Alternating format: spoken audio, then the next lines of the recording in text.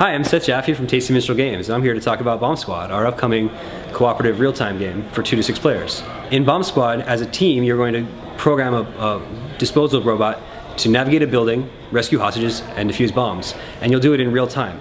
The game is turn-based, but in 10 minutes real time, a bomb is going to explode unless you defuse it first. It's a completely cooperative game. You've got a hand of cards, but you don't get to see them. You have to face them away from you. So you don't know what cards you have. So in order to play the right cards, you'll have to give each other intel to decide which cards to play to program the robot. To win, you'll have to defuse all of the bombs and satisfy any mission requirements. For example, in the training missions, you'll have to rescue all the hostages as well. The only ways to lose the game are to completely run out of battery and reserve battery, or to have any bomb explode. On your turn, you'll do one of 4 things. You can play a card, give intel to your partners, discard a card for battery, or activate the robot. When you play a card, you take any card from your hand and you place it without looking face down and the robot registers. So you don't know if you played the right card or what card you played, but your partner should, so everything should be okay. When you play the 7th card, filling up the register slots, the robot automatically activates on your turn. If you want to, you can take a turn action to activate the robot even if it's not full of cards. When you activate the robot, you pick up all the face down cards, reveal them, and put them in any order you want before resolving the actions. Then you pay battery according to how many cards that you put down, and if you have any mistakes, then the robot uses extra battery trying to resolve a command it can't do. You can discard any card, but if you want to get battery back, you have to guess or announce an attribute, and the cards all have a color and a type, so like a red move. If you have a red move and you say this card is red and you're correct, you get a battery back. You could say this card is a move and you're correct, you get a battery back. If you know it's red and you think maybe it's an open door, you say this is a red door and you're incorrect, you get 0 batteries. You have to be, you can name any number of attributes, but you have to be correct on all of them in order to get battery back. And then you get 1 battery per attribute. People will might give you a clue on their turn. They might say those 3 cards are red, and you can reorder your hand however you like, and you can turn cards sideways or around. We're even going to make sure the back of the cards have slightly different art in each corner, so for those players that like to use those kinds of tricks to remind themselves what they've been told, we'll be able to do so. It's very similar to Hanabi as far as the clue mechanism. However, the differences are, in Hanabi, it's very important to make a very precise clue or a very correct clue because you've only got so many clues you can give. In this game, it's the opposite. Your resource is time on the clock. If you give a bad clue fast, it's better than giving a good clue slowly. So clue mechanism is like Hanabi and the card mechanism, but what you're doing with those cards, you're trying to figure out which ones you need to get the robot where you want it, and everyone needs to be on the same page because you're only allowed to communicate via these clues, and then you need to, since you play cards face down, you need to remember what people have played, remember what people know about their hands. It gets a little more tricky than the other games like that, but as far as cooperating, it's got some of the same feel there. It's almost like a combination of Hanabi and Robo Rally and Escape. It's very difficult, maybe even impossible, to have a quarterbacking or a strong player telling everyone what to do in this game because you're only allowed to say the very strict clue of, you know, these cards are red, or these 2 cards are hostages.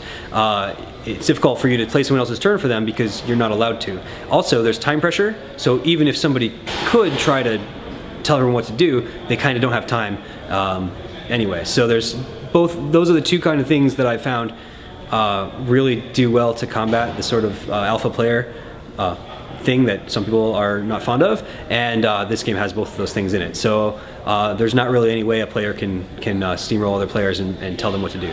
You can definitely get better at this game. A group can, but I've noticed that if you switch the group up, or even if you add another player to the group to the table, it gets more difficult. We actually designed the missions with some of this in mind, with multiple viable paths through the map. In the later missions, the training missions are kind of straightforward. With the later missions, there might be 2 viable paths, and it's not clear which one you're going for.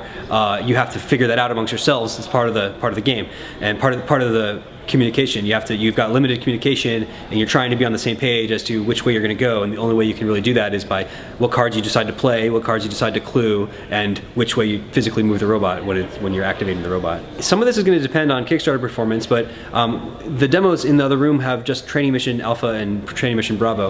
However, in the real game, there are going to be a number of missions beyond that, and they're going to get more and more complex as they go. Most of the missions have a 2x2 sort of map.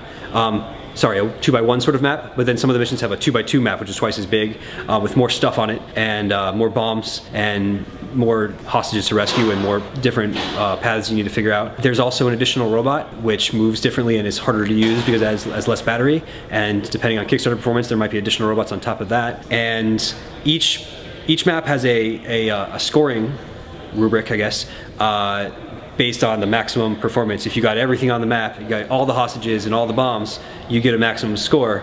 And every hostage you leave, and a lot of the missions, it's very, very difficult to get all of the hostages. You're gonna leave some points on the table. Every time you dip into your reserve battery, when the main battery runs out, you've got some reserve battery, but using that costs points, and you can't recharge the reserve battery, only the main one. So you'll get a score, and you get like a number of stars based on your score, kind of like a percentage of the maximum. So for a group that wants more replayability, they can try the same mission again and try to do better than their last time if they didn't get everything done. In addition, most of the missions have a epic level where they've got additional pieces marked for the epic level, where you'll add more hostages to the board, or something somehow changes and makes it a little harder, so you can replay the same mission on epic level and make it more challenging as well. Good job, Internet, you helped. For the real missions, what I didn't tell you is there's an actual bomb strapped under the table. And if you fail the mission, kaboom. Fortunately for everybody this weekend, there's only training missions to be done. So that was training mission Alpha, and you were very close. You were 2 moves away from disarming the last bomb, and you ran out of time. So if you were to play more, you could repeat this mission again until you felt comfortable. Training mission Bravo, it's very similar. There's a little bit more stuff. There's a level 3 hostage down here. The level 2 guy's a little further back, a little trickier. And but mostly it's trickier because when you play cards, you actually play them face down to the registers, and you don't know if you made a mistake or not necessarily. But your friends do, so in theory, it should be okay.